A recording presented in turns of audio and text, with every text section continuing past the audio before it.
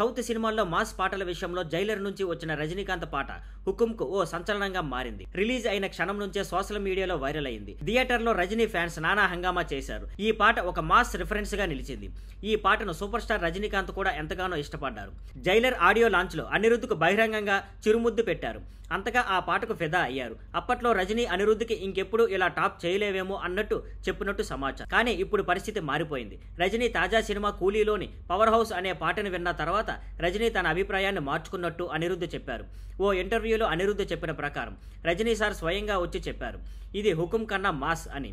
ఇంకా ఆయన మాట్లాడుతూ, నేను కూలీ సినిమా మొత్తం చూసేశా. ఇందులో మాస్ మూమెంట్స్ మామూలుగా లేవు.